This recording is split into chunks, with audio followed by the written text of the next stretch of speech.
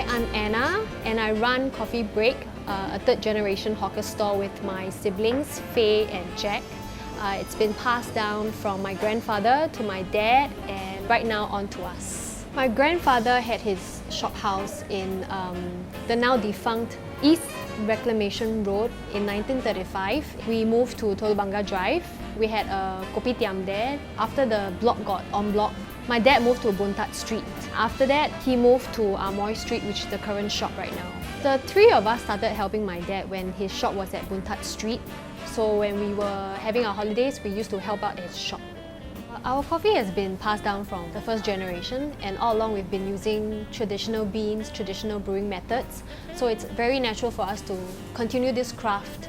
Traditional method in a sense where we use traditional Robusta beans and then we brew it using coffee cloth sock over long spouted pots and tins.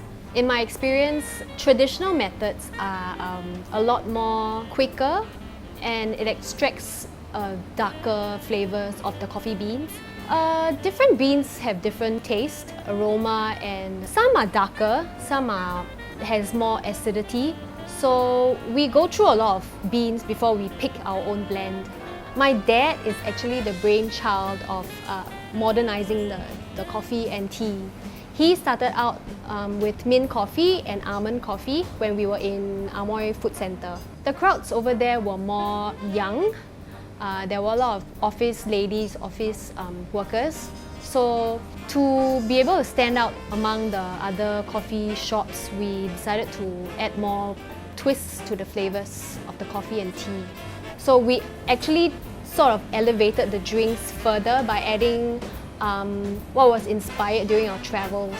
So my siblings, they've travelled to France and they tried drinks that are similar to a sea salt mint.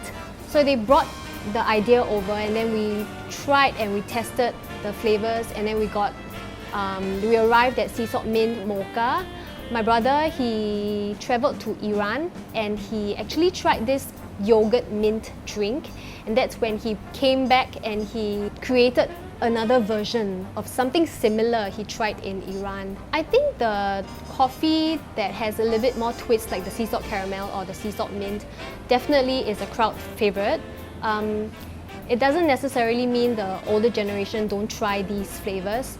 The young and old alike, they like to try new things. So especially if the crowd or the customer comes back, we know, they are accepting of that flavour and that particular drink. So we try to continue it. We don't consider ourselves millennial hawkerpreneurs. For us, we are just regular people honing the craft that has been passed down through generations. We are just regular hawkers actually, in my opinion. Yeah, we feel extremely proud because we don't see the traditional brewing coffee and tea craft nowadays. I think everybody can make coffee as long as you focus on what goes into the coffee. There isn't any skill set that you need, you just need to have passion. Yeah.